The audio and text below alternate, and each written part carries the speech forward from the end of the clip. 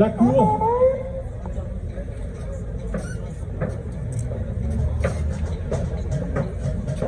Donc vous avez la présidente, le greffier et la greffière. Voilà. Ah oui, et je vous présente le procureur.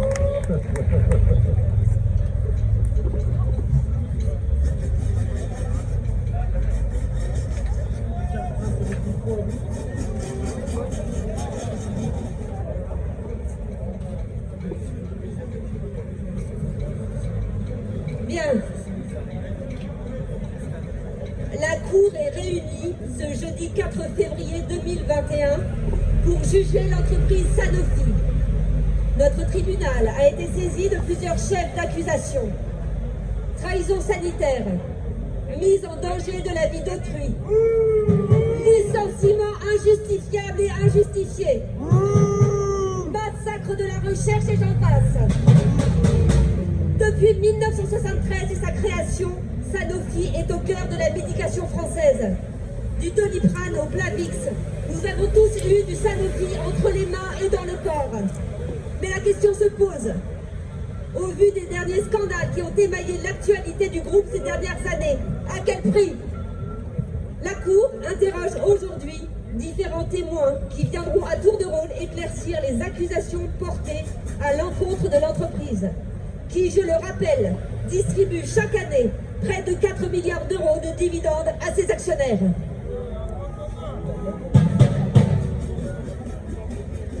Avant de commencer les débats, j'appellerai successivement à la barre Aurore Juvenel, greffière, et Antoine Martin, greffier, qui procéderont à la lecture des pièces à conviction. Par ailleurs, je demanderai aux témoins de limiter leur intervention à 2 minutes. Je saurai leur rappeler si besoin. Il faut dire qu'ils sont nombreux à avoir voulu témoigner aujourd'hui.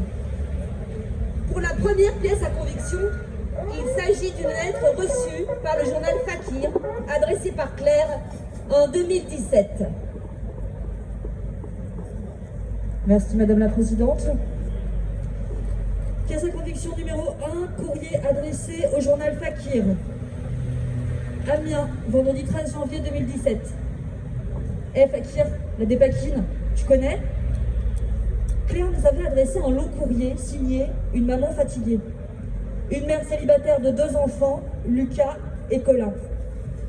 Tout allait bien. À l'école, j'ai aperçu des petits signes d'abord.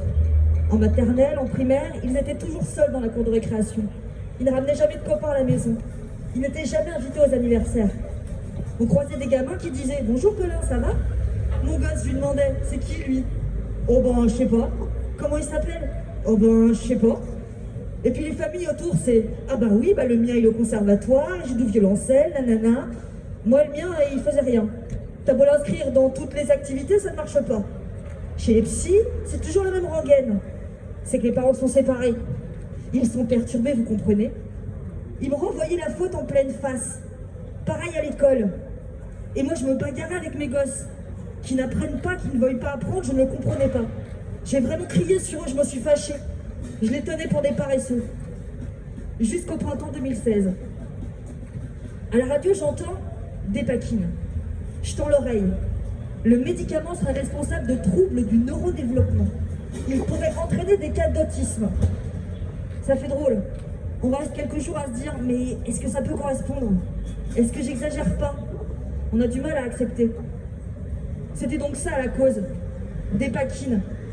C'était donc ça leur mal, l'autisme. Merci.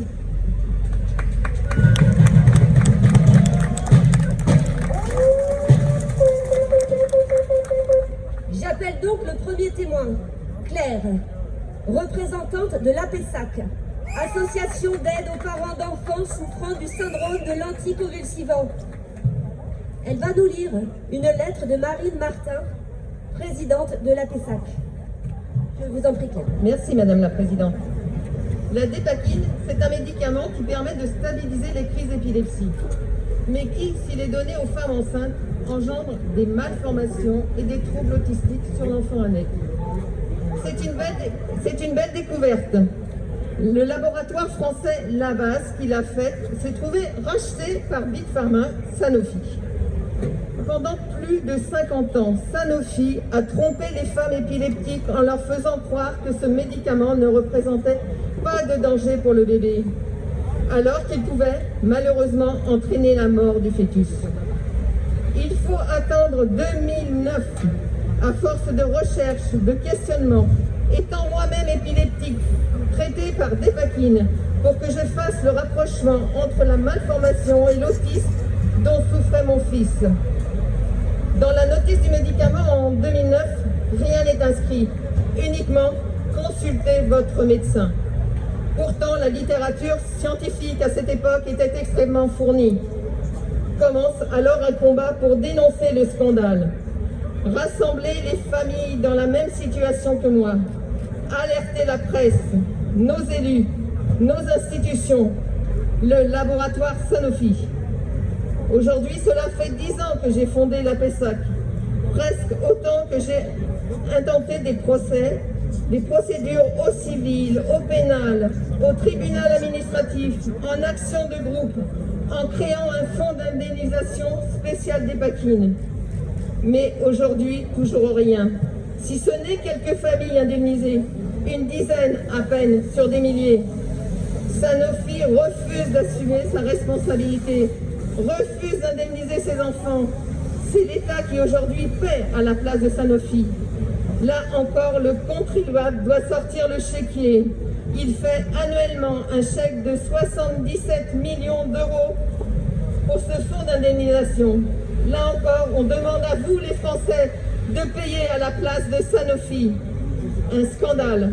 Comment une entreprise aussi riche, reconnue responsable par la justice, condamnée, continue à payer l'État, lui demander de payer à sa place? L'argument de Sanofi, l'État nous a donné l'autorisation de commercialiser ce médicament. Certes, oui, la responsabilité de l'agence de médicaments a normalement un rôle de gendarme à engager.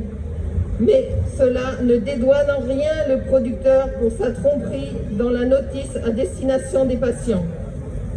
Là, nous parlons de plus de 30 000 enfants victimes et de plusieurs centaines de décès. Aujourd'hui, j'ai traîné Sanofi au pénal pour qu'il soit poursuivi pour tromperie aggravée, mis en danger de la vie d'autrui et homicide. Des années de procédures longues, difficiles, où le juge n'a même pas estimé bon d'aller faire des saisies dans leurs locaux. Où est la justice? Quelle justice pour ces enfants autistes, pour ces enfants décédés? Sanofi tue. Chaque jour, des femmes m'appellent pour me faire part de leur souffrance, de leur désarroi, leur impossible deuil. Malgré mes multiples tentatives de dialogue avec eux, ils refusent d'assumer leurs responsabilités, me répondant que l'État paiera. Trouvez-vous éthique qu'un laboratoire laisse mourir des enfants ou les laisse vivre dans des conditions indignes parce que ces enfants-là ont besoin d'aide de vie dans leurs gestes quotidiens? Imaginez-vous la vie de ces mères malades, épileptiques, rongées par la culpabilité d'avoir voulu se soigner en ingurgitant la Dépakine qui empoisonnait leur bébé. C'est indigne, c'est cruel, monstrueux de la part de Sanofi de nous laisser continuer à souffrir dans l'indifférence générale. Merci Madame la Présidente. Merci Claire.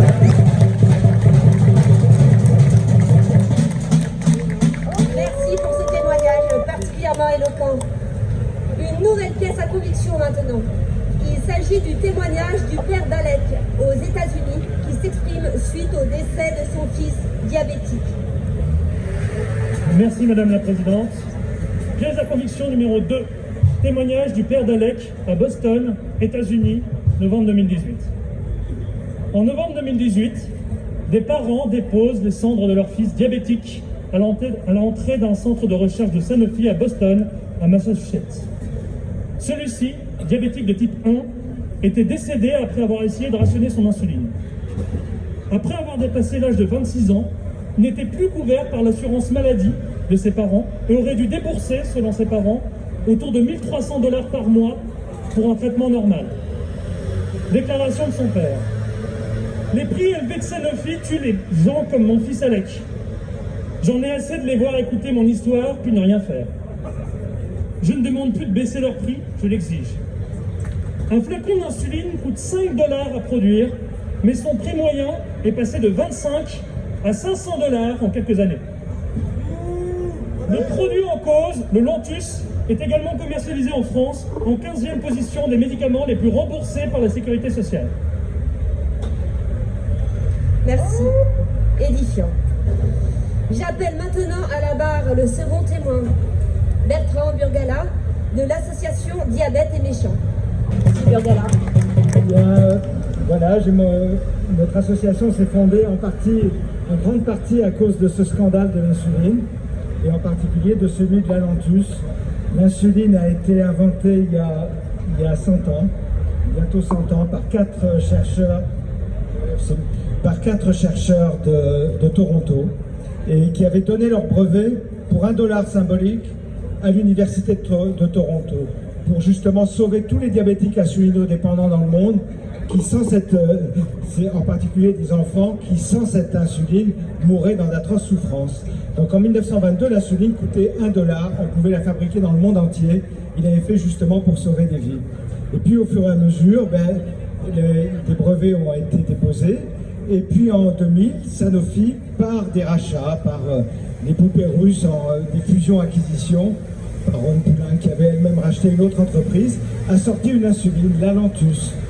Et cette insuline, ils ont eu un coup de génie, c'est qu'ils ont fait croire qu'elle avait une amélioration de service médical rendu, et ils ont obtenu qu'elle soit vendue 50% plus cher que les autres insulines, et qu'elle soit remboursée 50% plus cher. Il a été prouvé ensuite qu'il n'y avait absolument aucune amélioration de service médical rendu. Mais grâce à ça, le prix de l'insuline a commencé à monter, et il a atteint effectivement les sommets qu'on entend aujourd'hui, c'est-à-dire avec des marges qui vont de 2000 à 10 000% sur l'insuline, qui est un produit vital. Donc Sanofi a volé les comptes publics, a volé des dizaines de milliards, puisque ça représente en moyenne 5 milliards de bénéfices, pas de bénéfices, de chiffre d'affaires pour Sanofi tous les ans. Donc sur 20 ans, il y a à peu près une centaine de milliards, dont une grande partie ont été volés aux comptes publics.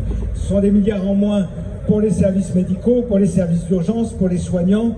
Donc ce sont des assistés qui continuent effectivement à donner des dividendes, mais comme Madoff, parce que c'est une boîte qui sont en train de liquider en réalité. Il n'y a plus de brevets en France, plus rien n'est en France. Ils sont en train de liquider la recherche, donc c'est une boîte qui s'effondrera, et c'est pour ça qu'ils donnent des milliards de dividendes aux actionnaires. Donc pourquoi ensuite la Lantus? Donc non seulement elle a volé les comptes publics, mais elle tue, puisqu'ils se sont débrouillés pour être en situation d'oligopole avec deux autres compagnies. Ils empêchent tout autre nouvel entrant de fabriquer de l'insuline, ce qui est absolument épouvantable. Donc la moitié des diabétiques insulinos dans le monde aujourd'hui n'ont pas accès à l'insuline et meurent. Il n'y a pas de diabétiques insulinodépendants en Afrique subsaharienne parce qu'ils sont morts. Donc on parlait tout à l'heure de poursuivre Sanofi.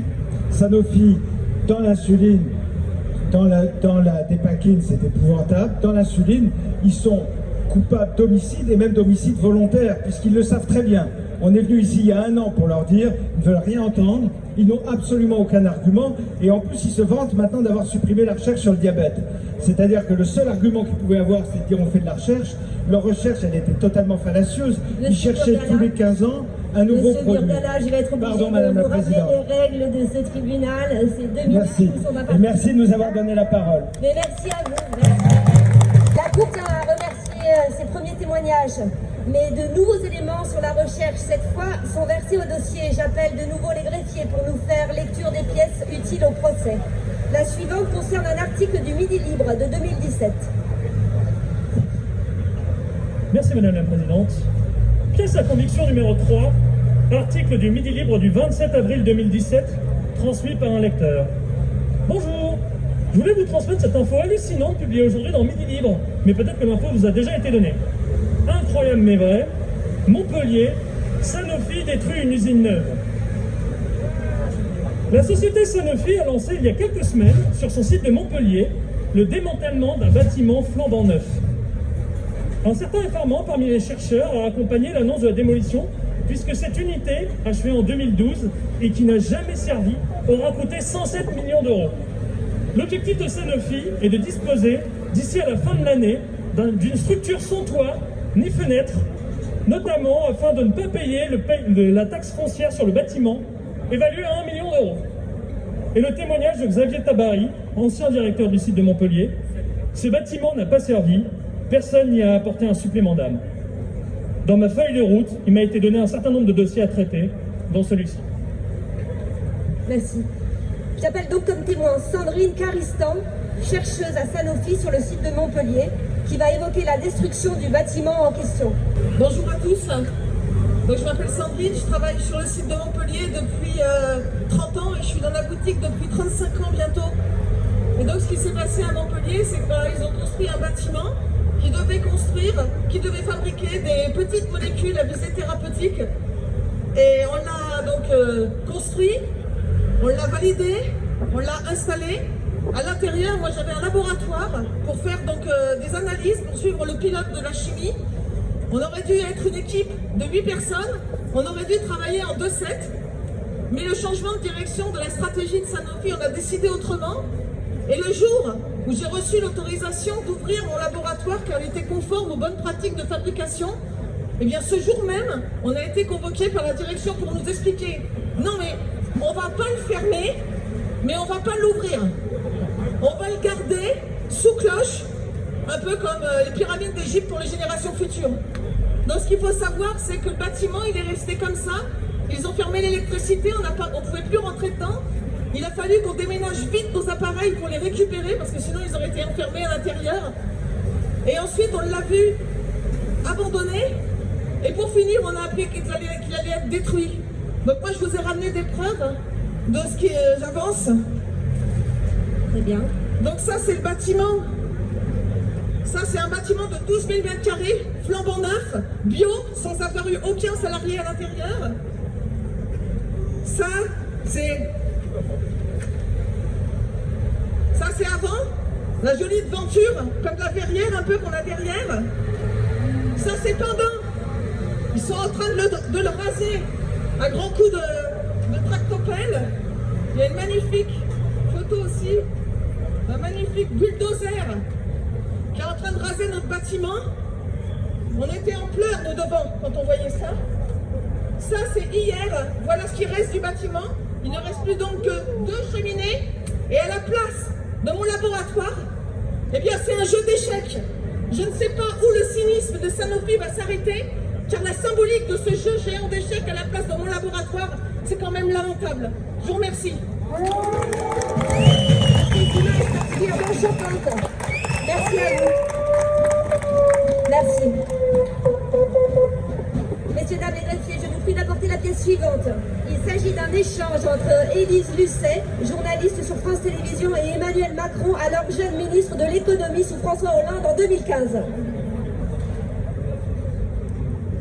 Pièce de conviction numéro 4, donc extrait de l'émission Cache Investigation France 2, le 2 mars 2015. Vous versez des crédits impôt recherche à Sanofi. Pour 2013, par exemple, c'est 125 millions d'euros et c'est le minimum chaque année qui a été versé à l'entreprise. Oui. Il y a un crédit d'impôt recherche qui est versé à un groupe et qui a supprimé des postes où? Dans la recherche. Alors ça, franchement, c'est quand même assez incompréhensible. Mais si on n'avait pas ce crédit d'impôt recherche plébiscité par toutes les entreprises, petites et grandes, Sanofi aurait mis depuis longtemps sa recherche, et sans doute même ses quartiers généraux, hors de France.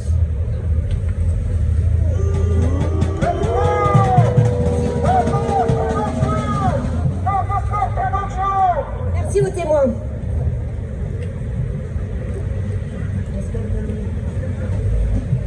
Excusez-moi. Bon, il faut que le procureur se mette un peu et aide. C'est Pascal Colmine qui va venir témoigner. Merci. Bon, de rien, madame la présidente. Merci, monsieur le procureur. Bonjour à toutes et tous, Pascal Colmine, chimiste, 32 ans de carrière chez Sanofi et ex-Rhône Poulenc.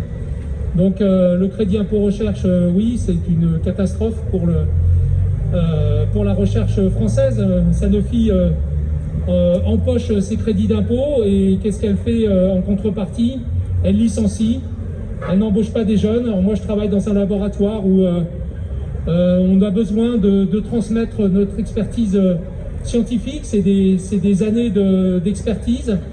Et quand on demande d'avoir du sang neuf, Sanofi nous dit « mais vous comprenez, monsieur Colmine, c'est compliqué, on ne peut pas embaucher…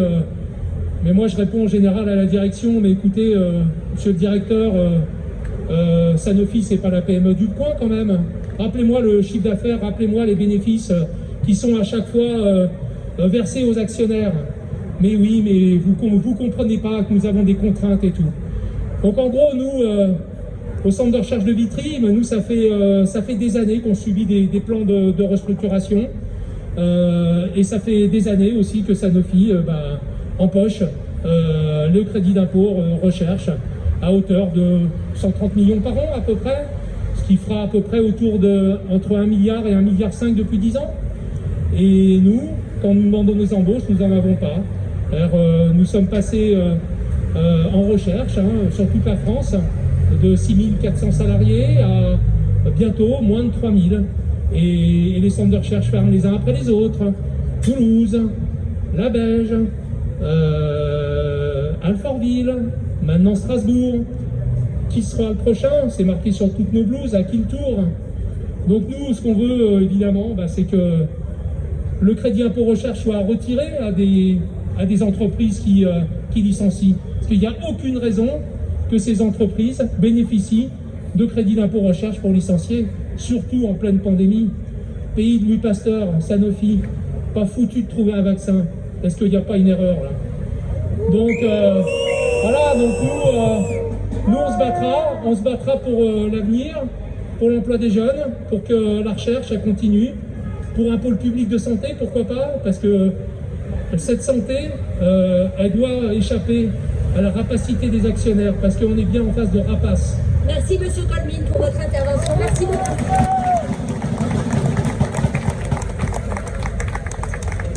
En plus de la recherche du médicament, il y a des éléments que la Cour souhaite comprendre. La stratégie d'entreprise, son déploiement. Messieurs, dames, les greffiers, merci de nous faire la lecture d'un nouveau témoignage, celui de Philippe Mercet, ancien salarié de Sanofi, licencié en 2014. Merci Madame la Présidente. Pièce à conviction numéro 5, témoignage de Philippe Mercet, ancien chimiste chez Sanofi en 2017. Philippe Mercet, un ancien chimiste, fait partie de ces employés qui ont quitté le groupe en 2014, victimes des différents plans de suppression de postes dans la recherche. Quel intérêt a Sanofi à maintenir sa recherche? Aucun. Dans les pays émergents, plusieurs milliards de personnes ont accès aux médicaments de la boîte parce qu'ils voient augmenter leur niveau de vie. Ils peuvent leur vendre tout ce qu'ils vendent depuis 40 ans à l'Europe de l'Ouest et aux États-Unis, sans risque de scandale, avec l'avantage du nombre. Alors autant arrêter la recherche. Ça fait des années que pour eux, il n'est plus question de santé publique. Terrible. J'appelle à la barre Madame Marion Lessac, chercheuse et membre du collectif anti-Sanofric, pour que la Cour et les jurés puissent entendre son témoignage. Bonjour à tous. Donc moi je voudrais apporter un témoignage en particulier sur la recherche sur les anti-infectieux. Donc les anti-infectieux, c'est tout ce qui concerne les antibiotiques, donc pour lutter contre les maladies bactériennes, mais aussi les antiviraux pour lutter contre les infections virales. Donc il faut savoir que l'Organisation mondiale de la santé, depuis des années, exhorte l'industrie pharmaceutique à faire de la recherche sur les antibiotiques. On a besoin en fait de nouveaux antibiotiques parce que les anciens, les bactéries deviennent résistantes. Donc on se retrouve avec des bactéries qui sont réfractaires à tous les antibiotiques qu'on a sous la main. Donc on est complètement démunis face à ces bactéries résistantes. Donc Sanofi, Big Pharma, déjà c'est une entreprise quand même de 100 000 salariés dans le monde et ils avaient une équipe de recherche sur les antibiotiques de 100 personnes. Donc c'était déjà pas très ambitieux. Mais qu'a fait Sanofi en 2018? Ils ont décidé d'arrêter complètement la recherche sur les antibiotiques. Et ça, ils l'ont décidé sans demander l'avis de personne. Ils n'ont pas demandé l'avis des patients, des citoyens, des associations de malades. Ils l'ont décidé parce que l'antibiotique, c'est un médicament qui est rentable, mais qui n'est pas assez rentable. Donc c'est uniquement pour des raisons financières que Sanofi a décidé de sacrifier la recherche sur les anti-infectieux. Et aujourd'hui, face à une infection virale, on se retrouve complètement démunis. On n'a pas le moindre médicament pour traiter. Voilà le témoignage que je voulais apporter. Je vous remercie, Madame Lessac. Merci beaucoup. Madame la greffière, pouvez-vous maintenant nous faire la lecture d'une nouvelle pièce à conviction qui concerne cette fois-ci l'usine Sanofi de Romainville, dont le dernier site a fermé en 2013. Tout à fait, Madame la Présidente. Donc, pièce à conviction numéro 6, extrait de la pièce de théâtre Usine Roman sur la fermeture de l'usine Sanofi de Romainville. Témoignage de Mathilde, salariée. Et les rapports expliquaient qu'il fallait fermer Sanofi à Romainville, non pas à cause d'un manque de performance, mais pour des questions de synergie, de stratégie mondiale. Il y était écrit noir sur blanc que la fermeture de Romainville ne se justifiait pas par des difficultés économiques. La lutte a donc démarré. Je suis convaincue aussi que la lutte n'aurait pas duré si longtemps si les salariés n'avaient pas été persuadés de lutter pour la santé publique en même temps que pour leurs emplois. J'ai été très optimiste au début du combat. En 2000, j'ai rencontré le DRH à qui j'ai dit « Nous avons tout pour gagner, toutes les forces convergent dans notre combat ». Il m'a répondu « Nous arriverons à vous isoler ».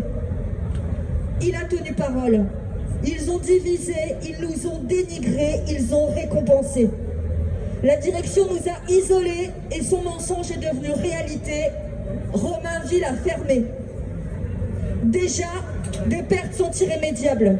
Quand tu fermes un laboratoire qui travaille sur les anti-infectieux et que tu veux le rouvrir 10 ans plus tard, il faut reconstituer tout un capital de connaissances, de savoir-faire, de travail en commun.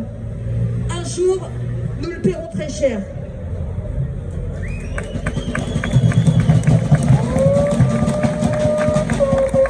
J'appelle donc à la barre Madame Laurence Cohen, sénatrice du Val-de-Marne. Bonjour à toutes et à tous. Je ne sais pas si ça se dit dans le tribunal, mais moi je le dis. Effectivement, je suis là pour soutenir les salariés de Sanofi, pour dénoncer les plans de licenciement. Et dans mon département, le département du Val-de-Marne, il y a un impact énorme. Après avoir fermé Alfortville qui était spécialisé depuis 30 ans dans la sécurité du médicament, et on l'a vu, on en a bien besoin. Après avoir affaibli et continué d'affaiblir Vitry, après restructurer les conditions de travail, j'habite une ville qui s'appelle Gentilly. En juin dernier, il y a une salariée qui s'est suicidée suite justement à ces réorganisations, cette déshumanisation qui existe dans les bureaux chez Sanofi. Alors oui, en tant que parlementaire communiste, j'accuse, c'est inadmissible qu'en pleine pandémie, il y ait ce cynisme d'annoncer des milliers d'emplois supprimés alors qu'ils se gavent de fonds qui sont des fonds publics. Et ensemble, il faut les dénoncer, il faut les faire reculer.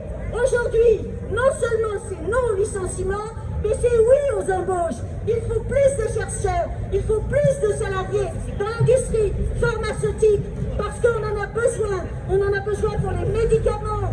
Ils laissent tomber des médicaments pour soigner la maladie de Parkinson, des maladies, les antibiotiques, parce que ça n'est pas suffisamment rentable.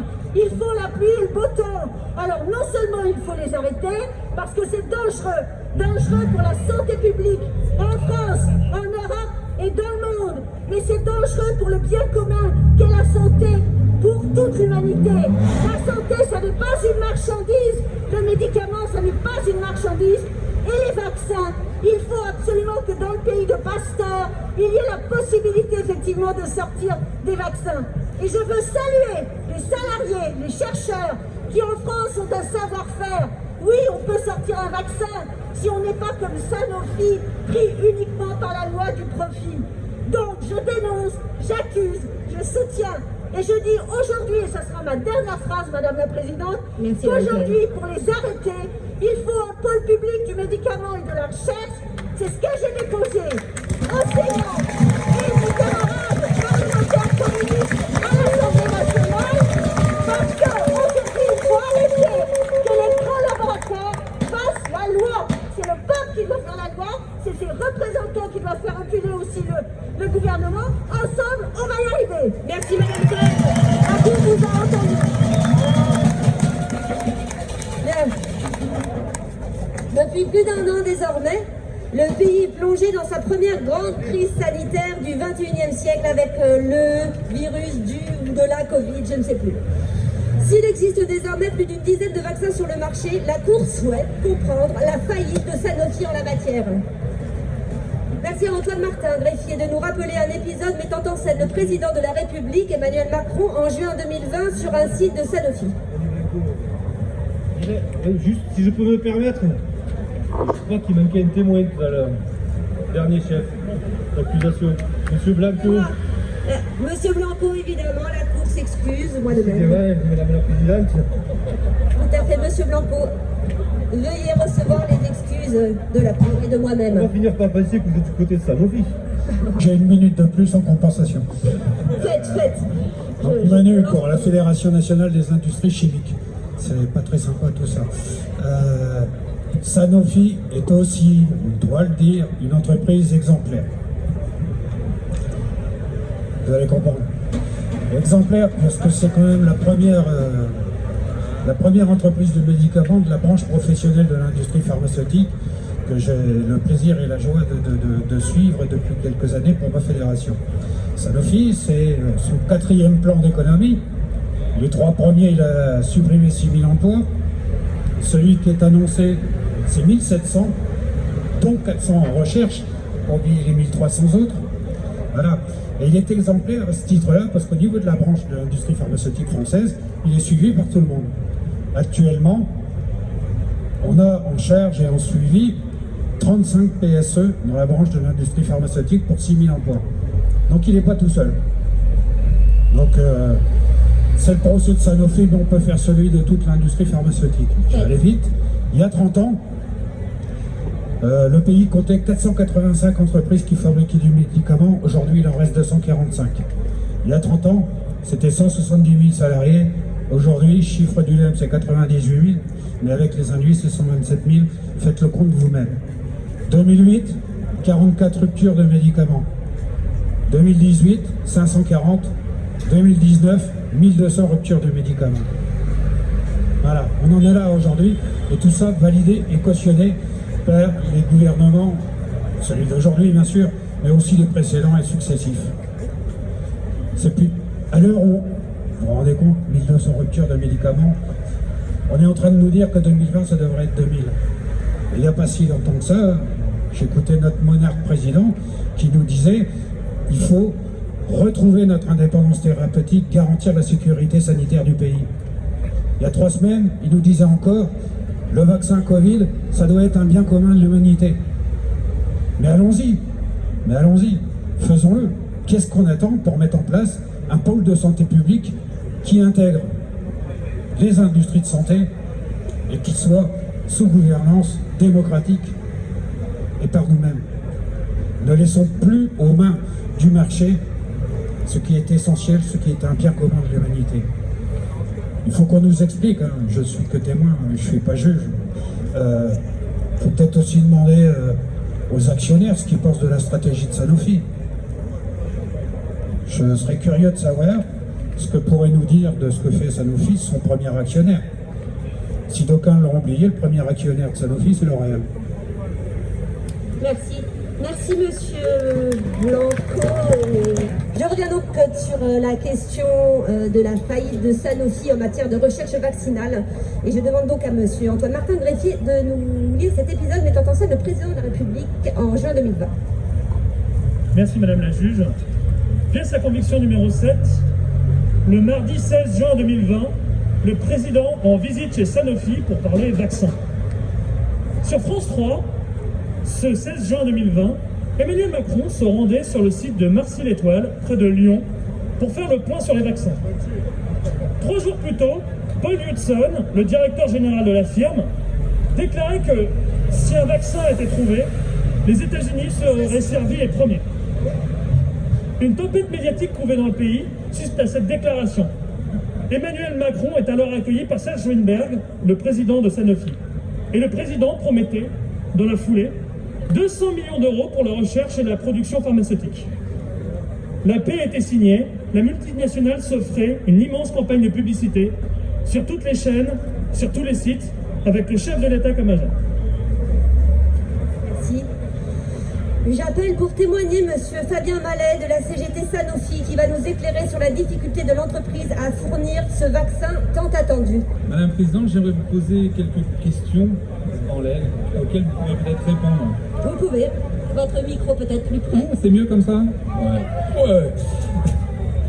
Donc, vous l'avez vu, le VRP de luxe est venu expliquer que Sanofi était une entreprise très sympathique.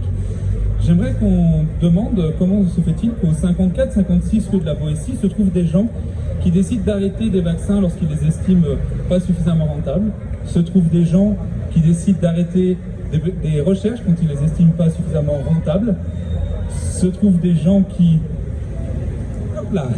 souhaitent... Je n'ai rien vu. Moi non plus. Souhaitent simplement engraisser les actionnaires plutôt que de soigner l'humanité. Voilà où on en est aujourd'hui, Madame la Présidente. Je ne sais pas comment on qualifie ça lorsque des personnes décident sciemment de laisser en dehors du soin des millions d'êtres humains sur cette planète. On appelle ça des questions légitimes en tout cas. Je vous laisserai en tout cas le juger. Je vous remercie. Merci beaucoup, Monsieur Mallet. D'autres accusations font état de pollution industrielle à Mourinx, dans les Pyrénées-Atlantiques. Je demande donc au greffier de nous faire la lecture du récit de Marie-Hélène Balasque, médecin à Mourinx, et de Christelle. Et non, pas Christelle. Je vous écoute. Merci Madame la Présidente. Donc, lecture de la pièce à conviction numéro 8. Donc, à Mourinx, dans les Pyrénées-Atlantiques, Sanofi a rejeté dans l'atmosphère depuis son usine et pendant 40 ans du bromopropane et du valproate de sodium. Des substances cancérigènes mutagènes jusqu'à 190 000 fois les doses autorisées. J'ai donc maintenant voulu lire le témoignage de Marie-Hélène Balasque, médecin à Mourinx, le 15 octobre 2018. Sur Mourinx, je traite une population d'environ 1500 habitants et on se pose énormément de questions. Je vois des familles dont tous les enfants sont autistes. Une explosion des cas de cancer rares chez des gens jeunes, sportifs, qui ne font pas du tout partie des populations à risque. Une explosion des cas de démence et de maladie d'Alzheimer. Là, actuellement, c'est les cancers du pancréas. Des moutons à 5 pattes, on en a trop ici. Et j'ai l'impression que ça s'accélère. Mais il n'y a pas d'études. J'ai posé des questions à ce sujet, on m'a répondu « Non, on n'a rien, on n'en parle pas, secret industriel ». Ce qu'on a en revanche, c'est de la communication des entreprises, ça oui. Depuis que les associations de riverains sont créées, on reçoit sans cesse des bulletins de Sanofi. Merci. J'appelle donc Monsieur Franck Aubertin, salarié chez Sanofi, à venir témoigner à la barre. Bonjour, merci Madame la Présidente. Je vous en prie, Monsieur Aubertin. Bonjour. Je me présente, je m'appelle Franck Aubertin, je suis salarié de Sanofi depuis 15 ans. J'ai commencé sur le site de Romainville en 2006. Site, comme on l'a démontré tout à l'heure, qui s'est fait ratatiner, car il n'existe plus aujourd'hui chez Sanofi. Maintenant, je suis à Montpellier depuis 2008. J'étais dans le service système nerveux central, en biologie moléculaire. J'ai essayé d'apprendre un métier. Et en 2010, on a subi un plan social. On a enlevé moins 20% d'effectifs. Et on est venu me voir, on m'a dit « Ce plan, il va être bien, t'inquiète pas, c'est bon, ça va continuer. C'est pour la société, ça peut être que bien. » Alors c'était bien pour les actionnaires, pour les dividendes, pour le cours de la bourse. Moi je suis arrivé et on m'a dit maintenant le système nerveux central, le service il est fermé. Tu vas aller en unité exploratoire, tu faisais de la biologie moléculaire, maintenant tu vas faire de la bioanalyse. Ça n'a rien à voir. Donc j'ai appris un nouveau métier. On a essayé de retrouver la passion. On avait perdu nos vieux qui savaient comment on faisait dans les laboratoires, mais bon, on se débrouille par chacun nous-mêmes. En 2012, putain, un autre plan. Moins 20% sur les effectifs. L'unité exploratoire ratatinée. Si tu veux continuer à faire ton boulot, il faut aller sur Paris. Bah moi j'ai dit non. Et pendant 2 ans, de 2012 à 2014, je suis venu tous les jours sur le site de Montpellier et j'avais pas d'emploi, pas de métier. Et ça apportait personne. J'ai fait 2 ans à fabriquer des banderoles, des billets, des tracts pour essayer de mobiliser les gens. Rien. Personne ne se préoccupait de moi. 2014, on m'a proposé un poste. J'ai fait la distribution du courrier et des colis sur le site. Alors de la recherche, je suis parti sur la logistique. Il n'y a pas de sous-métier. Mais on devient complètement schizophrène. Nos métiers, ils n'ont plus de sens. Un jour, vous êtes là, l'autre jour, vous êtes de l'autre côté. Pour la direction, on est des pions. Et c'est ça aussi, Madame la Présidente, les plans sociaux pour les salariés, c'est on devient schizophrène. Merci. Merci.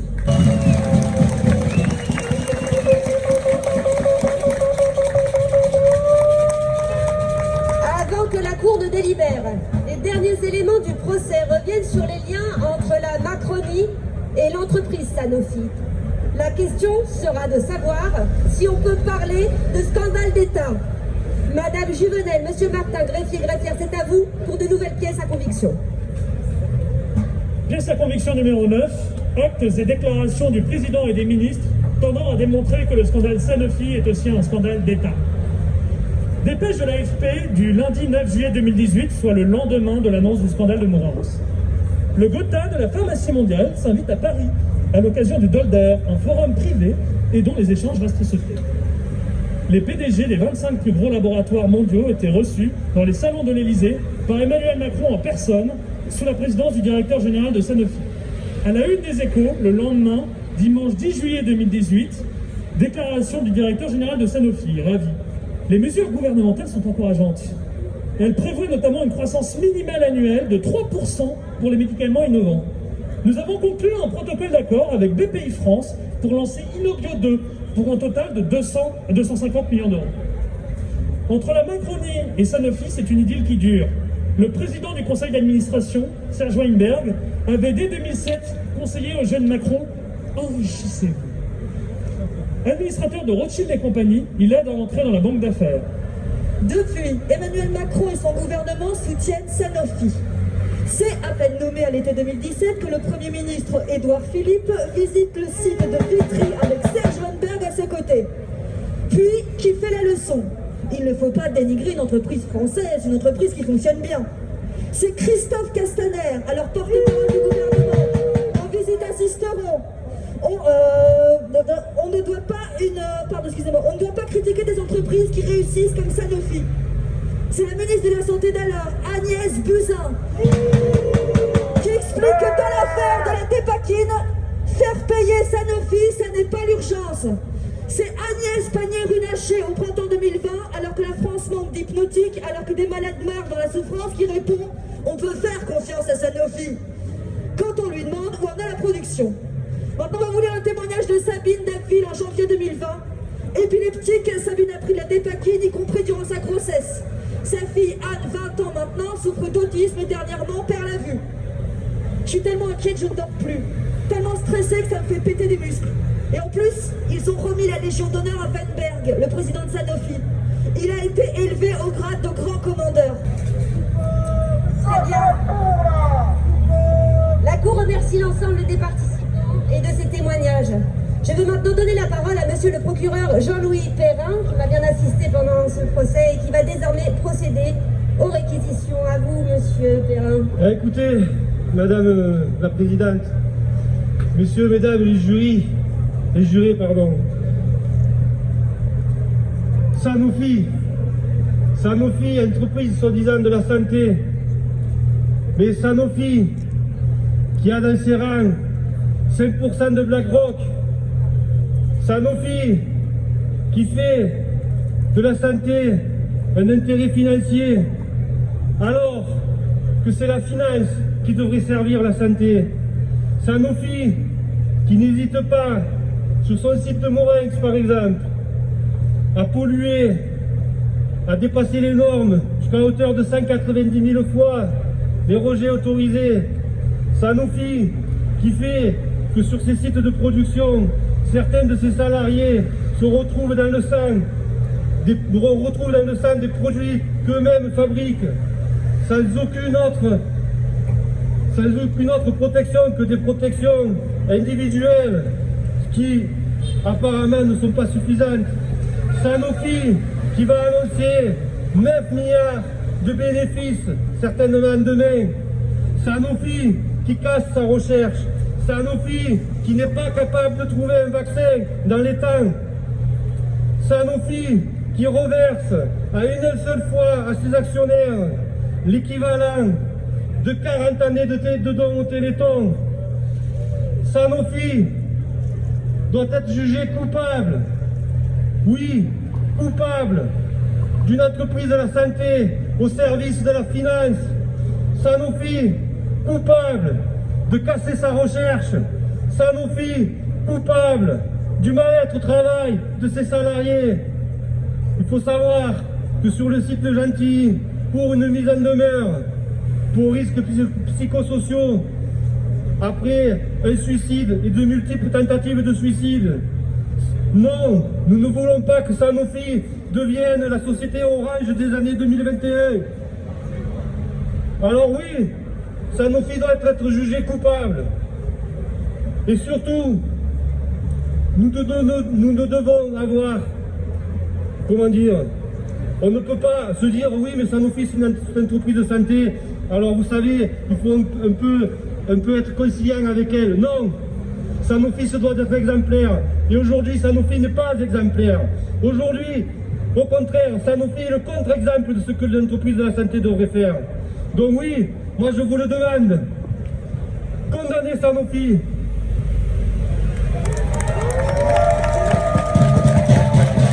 Merci, monsieur le procureur, pour cette réquisition. Je me tourne enfin vers la défense pour que la Cour puisse se faire une idée réelle de la situation. Et je demande monsieur Ruffin à la barre. La parole est à vous. Merci Madame la Présidente. Manifestement, il y a eu un procès à charge, donc je ne vais pas avoir une tâche facile en tant qu'avocat de la défense. Non, tout à fait. Je voudrais d'abord, avant d'entrer dans mon rôle, très sincèrement pour vous tous, saluer la démarche de la CGT Sanofi.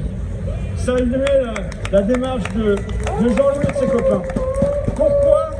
Parce que, évidemment, ils défendent les salariés. Évidemment, ils défendent les emplois. Évidemment, ils défendent les salaires. Mais ils font tout ça en ouvrant leurs portes au maximum. En ouvrant leurs portes à Bertrand sur le diabète, à Claire sur la dépakine, pour porter l'intérêt général.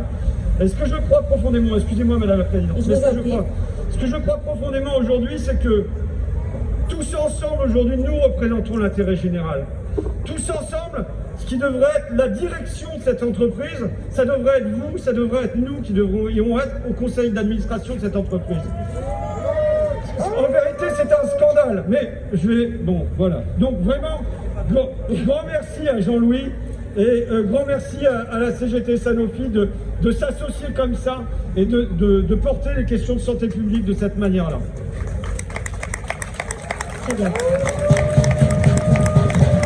Maintenant, Madame la Présidente, Monsieur le Procureur, je vous aime beaucoup. Il m'est même arrivé de mener des combats avec vous, mais en garant votre camionnette ici, devant le siège de Sanofi, en menant cette ridicule parodie de procès, je vous le dis franchement, vous vous trompez de cible. Faites attention à l'outrage, monsieur Ruffin. Eh bien, l'outrage, j'y suis habité en d'autres lieux. Vous n'allez pas me faire peur, Madame la Présidente. Quand le sage montre la lune, dit-on, l'imbécile regarde le doigt. Vous êtes aujourd'hui ces imbéciles. Excusez-moi, Madame la Présidente. Oui, s'il vous plaît. Que reprochez-vous aux dirigeants de Sanofi? Vous leur reprochez d'avoir supprimé la moitié de leurs chercheurs depuis 10 ans? Vous leur reprochez d'avoir supprimé leurs recherches sur le diabète, sur la neurologie, sur la maladie d'Alzheimer, sur la cardio? Vous leur reprochez d'être incapable de développer un vaccin? Vous leur reprochez de liquider encore 1700 emplois? Vous leur reprochez de verser 4 milliards d'euros pendant ce temps-là aux actionnaires? Mais qu'est-ce que vous attendiez de Sanofi? Qu'est-ce que vous croyez, mes petits cocos? Que Sanofi est une association philanthropique dont le noble but est de porter secours aux lépreux et aux nécessiteux du monde entier? Non, non, non, non, non. Par qui est détenu Sanofi? Le premier d'entre eux, ça a été dit, L'Oréal, alias la famille Bettencourt, que peu de monde ici, je pense, confond avec Mère Teresa. Le second, le fonds BlackRock de Larry Fink, qui passe pas non plus pour être un disciple de l'abbé Pierre. À partir de là, comment être surpris que ça serve essentiellement les intérêts des actionnaires, que si pour ça il faut polluer l'air et le sang, et ben ils le fassent, quoi. Ce sont des psychopathes du profit, sans limite interne, sans contrôle intérieur de la structure. Et c'est pour ça que je vous dis, portez votre regard au-dessus. Parce est-ce qu'il y a aujourd'hui un contrôle extérieur? Est-ce qu'il y a aujourd'hui une limite externe qui est citée? On ne doit pas critiquer une entreprise qui réussit comme Sanofi, nous disait le ministre de l'économie. Mais même quand elle échoue, on ne doit pas critiquer Sanofi. Parce que, excusez-moi, mais comme avocat, depuis un mois, j'ai l'impression d'avoir affaire à une concurrence complètement déloyale. Je vois les ministres qui passent sur les plateaux télé et qui se font les véritables plaideurs de Sanofi. Je les vois en VRP. Il suffit d'écouter Agnès Pannier-Runacher quand on lui dit que Sanofi va supprimer 400 emplois dans la recherche en France. Elle explique que c'est pour mieux se recentrer. Vous voyez, on élimine la graisse sur les côtés pour mieux se recentrer sur l'essentiel. Quand on lui dit qu'il va y avoir donc 1700 suppressions de postes, elle dit « Vous faites allusion à une information qui a d'ores et déjà été donnée il y a 7 mois. » Comprenez? C'est de l'histoire ancienne déjà tout ça. Qu'on écoute Bruno Le Maire. Qu'est-ce qu'il commence par raconter? Sanofi est un fleuron industriel français, une grande entreprise mondiale. Il faut se rendre compte dans quel moment on nous dit ça. On n'a pas de vaccin, on est dépendant de Pfizer, il y a des milliards de dividendes qui sont versés, mais le ministre de l'économie vient répondre ça sur BFM à propos des 400 chercheurs supprimés. Justement, Sanofi a fait un choix qui me paraît judicieux de se mettre sur des médicaments à forte valeur ajoutée. Je pense que là, on a un vrai lapsus. Pourquoi? Parce qu'on vient dire Sanofi supprime la recherche sur la cardio, Sanofi supprime la recherche sur le diabète et ainsi de suite. Et que répond Bruno Le Maire? Il répond que c'est un choix judicieux. Pourquoi? Pour se mettre sur des médicaments à forte valeur ajoutée. C'est-à-dire que le choix des médicaments à développer, il ne le fait pas en fonction de la santé des Français. Il ne le fait pas en fonction de la santé publique, mais parce que ça serait lié qu'il y aurait de la forte valeur ajoutée. C'est-à-dire comme si vous aviez, en fin de compte, un actionnaire de Sanofi qui se trouvait au ministère de l'économie. Le dernier épisode, et il n'est pas le moins scandaleux, qu'a répondu Sanofi sur le vaccin? Ils ont répondu, on va faire du flaconnage en Allemagne à partir du mois de juillet. Et tous les politiques ont dit, c'est super, regardez, ils vont faire quelque chose, c'est génial. On disait 3 mots, 3 scandales dans ce flaconnage Allemagne-juillet. Pourquoi on va faire que du flaconnage et pourquoi Sanofi ne va pas produire le vaccin? Pourquoi en Allemagne et pourquoi pas partout en Europe et pourquoi pas sur les chaînes de production en France? Et pourquoi à partir du mois de juillet, alors que nous on risque le confinement la semaine prochaine, alors qu'on doit se coucher avant 18h, alors que les bars, les restaurants, les cafés, les cinémas et ainsi de suite sont fermés, pourquoi il va falloir attendre le mois de juillet? J'ai interrogé les salariés de Sanofi qui me disaient on serait tout à fait capable de produire ça dès maintenant. Et face à ça, que font les politiques? Ils disent c'est très bien, Sanofi est formidable, nos ministres. Je rappelle que ministre, ça veut dire servir. Servir qui là? Est-ce qu'il s'agit de servir l'État? Est-ce qu'il s'agit de servir le peuple? Ou est-ce qu'il s'agit de servir les actionnaires? C'est pour cette raison, Madame la Présidente, Monsieur le Procureur, qu'à la place de garer votre camionnette devant Sanofi, je pense que eux, ils remplissent le contrat. Ils ont un contrat à l'égard de leurs actionnaires. Mais nous, vous devriez garer votre camionnette devant le ministère de la Santé, devant le ministère de l'Économie, devant évidemment le palais de l'Élysée, puisque ce sont eux qui ont un contrat avec nous et qui devraient nous protéger contre ces psychopathes du profit. Donc, je vous propose, moi, de condamner Sanofi si vous le souhaitez, mais à titre de complice, finalement, d'autres responsables me semblent au-dessus d'eux. Merci Monsieur Ruffin pour ces questions. Et ne vous inquiétez pas, le contrat sera rempli dans cette cour et justice sera rendue. Mais merci à vous. La tâche n'était pas facile, vous avez relevé le défi, merci. Les accusations portées à l'encontre de Sanofi sont importantes, vous l'avez entendu. Aussi, la Cour réunie en ce jeudi 4 février 2021 demande aux jurés, ici présents, de répondre coupable ou non coupable au chef d'accusation suivant. Trahison sanitaire. Mise en danger de la vie d'autrui. Casse de la recherche scientifique. Licenciement injustifiable. Aggravation de l'état sanitaire des pays les plus pauvres. Avoir fait passer l'argent avant les gens. Mesdames, messieurs les jurés, reconnaissez-vous l'entreprise Sanofi coupable ou non coupable?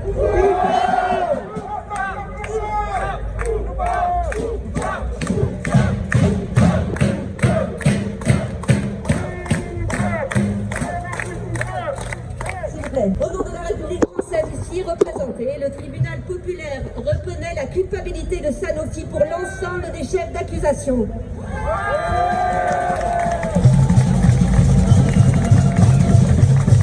Il suggère une peine d'emprisonnement pour l'ensemble de ses dirigeants et pour les ministres qui ont courbé l'échine devant l'entreprise et servi ses intérêts et non ceux du peuple. Il demande également une réappropriation sociale immédiate de l'entreprise afin que l'État reprenne sa peine et en tienne souveraineté sur la santé des Français. Merci.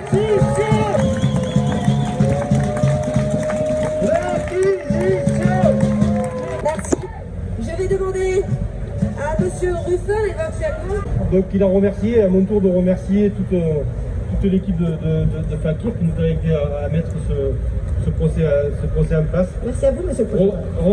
Remercier notre greffier, notre greffière et notre présidente. Bref, remercier toute l'équipe. Et surtout, remercier aussi les camarades de Total. Et